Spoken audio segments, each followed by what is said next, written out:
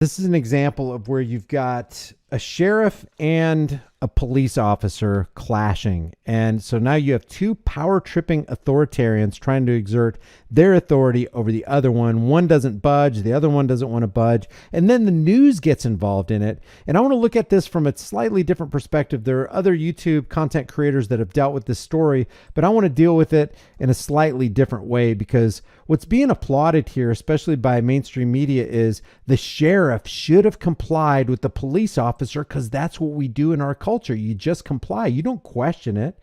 You just do what the officer says, and then society's going to be a better place. But we have example after example in history of compliance with tyrants leads to more tyranny and eventually a massive amount of deaths called democide, because the only entity, the only organization that actually can commit democide, and if you don't know what democide is, look up that term in the dictionary. The only people who have the power and capacity to commit democide, which is death on a massive scale, are governments. So that's what I have a problem with. This is going to be Sheriff Chris Bryant being confronted by Officer Henry of the Wilson Police Department because the sheriff was going 37 miles per hour in a 25 miles per hour zone. The horror of it all.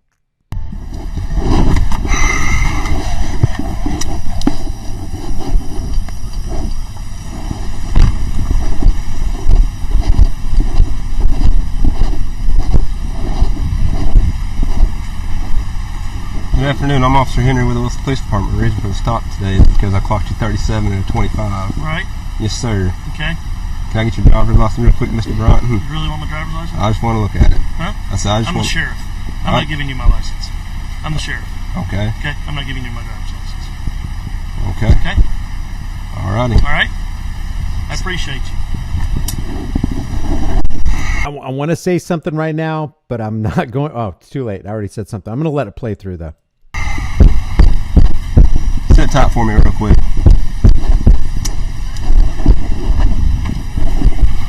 You realize I'm the sheriff of this county? Yes, sir. Okay, I'm the sheriff of this county. All right? Okay. You pulled me over. You've made your contact. You gonna Okay. write me a ticket?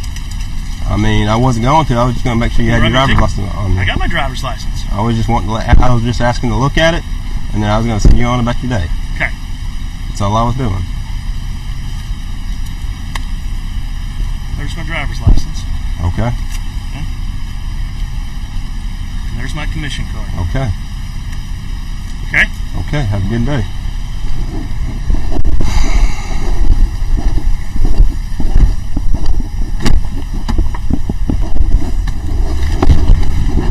Now, this may come as a shock to a lot of people, but I do not have a problem with the way this sheriff responded to a road pirate trying to extract money from a guy because he was going 37 and 25. 37 and 20, that's only 12 miles per hour over the speed limit. I don't have a problem with that. Was he reckless? Was he endangering people? Did he hit somebody? Did he sideswipe a vehicle? Did he damage property? Did he victimize somebody? What you have here is you have a cop who's pulling over somebody else who probably initially he didn't realize was a fellow Blue Line gang member, okay?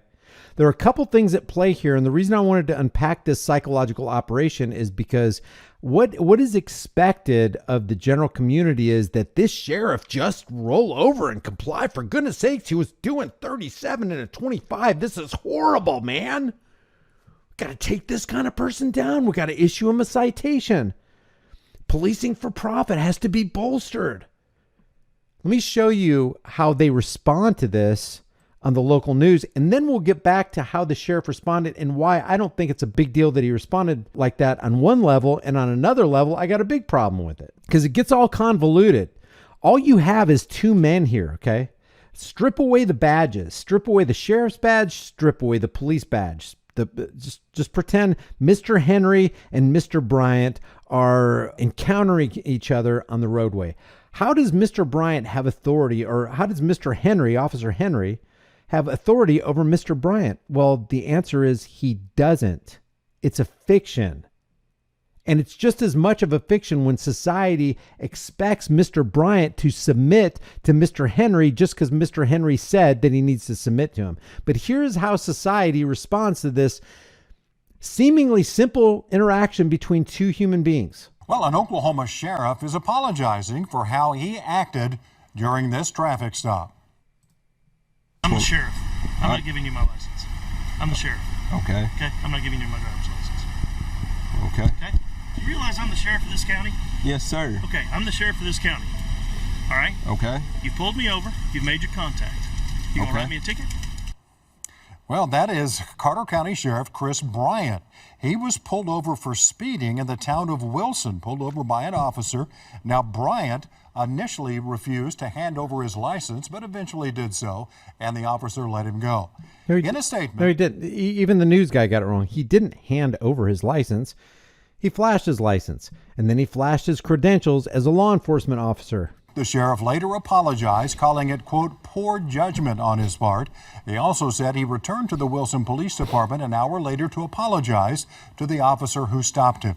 In his statement, Sheriff Bryant added, there was no need for me to be curt.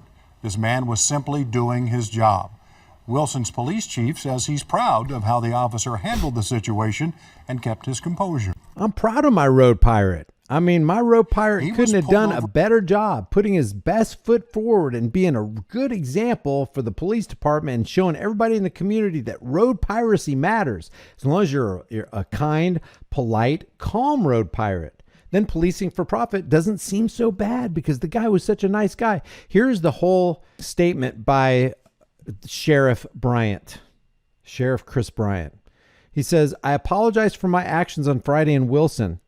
It was poor judgment on my part to be driving in excess of the speed limit and to not promptly display my driver's license when asked to do so. So he admits the guilt of having been speeding in a 25 mile per hour zone, but he still didn't get a ticket like you and I would. That's the one thing that I have a problem with, Sheriff Bryant. I don't have a problem with the way he responded to a road pirate coming up to him and committing road piracy against him. I have a problem that he's a hypocrite because he would do the same thing to somebody else. I don't even say, well, come on, we all have to submit, so why don't you just go ahead and submit? It's kind of like, hey, we all have to pay taxes. Why don't you pay taxes? It's like, wait a second. Taxation is theft, and if it truly is theft, or more importantly, more exactly, more specifically, it's extortion because it's done with the barrel of a government gun, then why don't we just say, why don't we all stand up against extortion instead of applauding the evil? Or instead of going, well, if I have to be extorted, then you have to be extorted. Well, if I have to be the subject of and abused through road piracy, then you should be abused through road piracy. Why don't we recognize that road piracy is wrong? It's evil. It's coercion. It's force. It's unwelcomed violence into our life. It's economic terrorism. And why don't we just go, hey, we don't want any of that. So I applaud what Chris Bryant did. So instead, Chris Bryant apologizes because society expects him to apologize. Because it's a bad look. Because, hey, you pull people over and you expect them to show your license. So it's like this catch-22, this psychological operation where it's like, yeah, of course, we can recognize the hypocrisy, but let's get to the kernel of the truth here. The truth is road piracy is evil. Policing for profit is evil. It's not offering safety and security to the general public. It's increasing the coffers of the state so they can be more powerful against you. So he apologizes for whatever little it's worth. I did return to the Wilson Police Department about an hour later and apologized to the officer who had initiated the traffic stop. I have also apologized to the city mayor as well as the police chief. There was no need for me to be curt. This man was simply doing his job. I don't write the rules. I just enforce them. I was just doing my job. Well, that's how evil enters the world, guys. That's how evil enters the world. Why are you dragging us out of the house? Hey, I don't know. I don't make the laws. I'm just doing my job. Why are you throwing us onto the boxcars? Hey, I'm just doing my job. I don't write the rules. Why are you turning on the chlorine showers? Just doing my job. Just doing my job. Why are you committing road piracy against me? I'm just doing my job. Why are you asking me to be insecure in my person's houses, papers, and effects? I'm just doing what I'm told. I'm a compliant order follower. Well, guess what? You're the conduit through which most of the evil enters the world, because that means you have to put your cognitive dissonance in play. That means you have to stop critical thinking and stop being a human being so that you can foist the evil on other human beings in the name of, hey, I'm just doing my job. We're just doing what we've always done. We're keeping America safe. So on the one hand, I don't have a problem with this, what this sheriff did. On the one hand, the problem that I don't have is he's a human being. The guy who approached his vehicle is a human being, and no human being has the right, a higher claim over the life and property of another human being. On the other hand, I recognize the hypocrisy of Mr. Sheriff Chris Bryant, because he would pull somebody over expecting them to show him his license and then issue him a ticket. The other problem I have is just the hypocrisy on a grand scale here displayed from both officers. Of course, they're going to back down when they see a fellow Blue Line member. It's just like I saw an ICE employee being pulled over by a sheriff. It was either in New Mexico or Arizona, and he got offended because she came at him like, "Why are you pulling me over?" ICE? You work with ICE? Yeah. Oh, good. I've got some guys with me that work with ICE. Come on out with it. She works with you guys. Right here for me? Oh, right there. I want to view. Don't worry. So then, I understand that I worked with them for the last 2.5 years, so why the attitude when I first walked up there? Because I'm trying to figure out what did I do.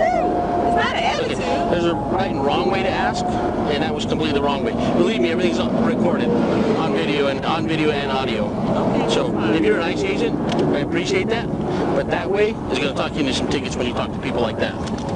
Do you agree?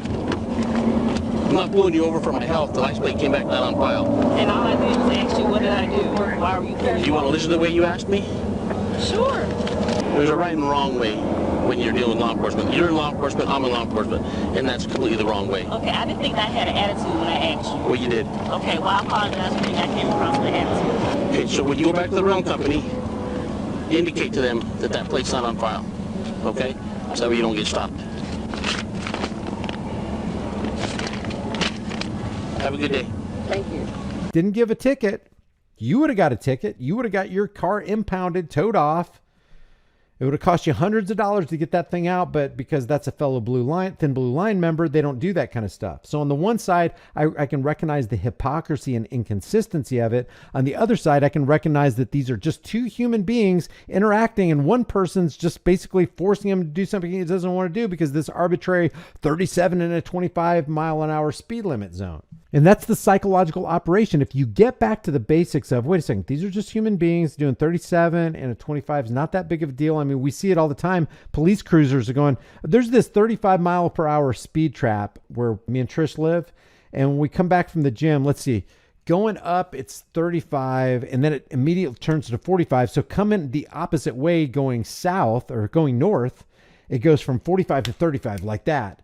And there's this empty car lot that usually cops sit in, and it's basically a speed trap. So if you're still going 45 in that 35 when it turns, you guys have seen these speed traps. It goes from 55, 45, 35, 30, 25, super fast, easy to miss, very easy to transgress those laws. Well, that's by design. So they can continue their policing for profit scheme, so that they continue to bolster their roadside piracy scheme. So anyway, I always see, like, I'll be at the stoplight in the 35 mile per hour zone, and a cop will just blow by me. You know he's doing 60 or 65. Lights aren't on. He's not in a hurry to go to an emergency or save somebody's life or anything. He just exercises his right that his badge, the extra rights that the badge gives him. So for these cops, it's not really a problem to go 37 and a 25. It's just a problem if you do it. They can do it. It's like that cop, Brianna Strauss from Federal Way Police Department in Washington. I can go 90 miles per hour. You get the fuck out of the way. Get out of the way. I can go 90. You can't. I can pull behind you and look for any reason that I want to pull you over. You can't do that. I can go 90 miles an hour. You can't. You can't do that. So get the out of the way. If us officers stay behind you long enough, we can find a reason to pull you over. So you might as well get the out of the way. That's their mentality. So when I hear my fellow Americans going, yeah, Mr. Sheriff Chris Bryant should have complied. No, he shouldn't have. I don't have a problem with him not complying. What I do have a problem with is he expects other people to comply when he pulls them over. So there's massive hypocrisy going on here. But I'm not on board with this sheriff apologizing, because that apology just basically empowers the fiction that it's okay for road pirates to commit road piracy. If you disagree with that, I want to hear it in the comment section. If I'm looking at this thing the wrong way, if I'm not looking at it through the lenses of liberty and freedom, and the price of freedom is eternal vigilance, and we have to be vigilant, we have to constantly unearth and call out this nonsense of, yeah, you should have gave me your driver's license, for goodness sakes. Well, wait, don't I have the right to be secure in my person's houses, papers, and effects? The first thing that this sheriff said is this right here. Okay. Okay? You realize I'm the sheriff of this county? Yes, sir. Okay, I'm the sheriff of this county. All right? Okay. You pulled me over. You've made your contact. You gonna Okay. write me a ticket? No, I'm not going to write you a ticket. I was going to let you go. I just wanted to see if you had a driver's license. But that's not how he would treat you. So there's hypocrisy all the way around here. There's right actions mixed in with wrong actions, and I can totally see how, people would get hoodwinked by that. Jimbo said consent or abuse, these are the only two ways to interact with others. That's true. Exactly. It's either consent, you enter into a consensual arrangement, whatever the relationship is, boss to employee or girlfriend, boyfriend, husband and wife, whatever. If it's not consensual, then it's forced. And if it's forced, then it's abuse. And that's what the government specializes in. And they don't wait for your consent. They coerce you into doing something that you don't want to do. It's against your will. They put you in a difficult position. They start issuing threats. They start trying to connive and try to deceive you into giving up your rights. And it's all so that they can increase their power and reduce your power.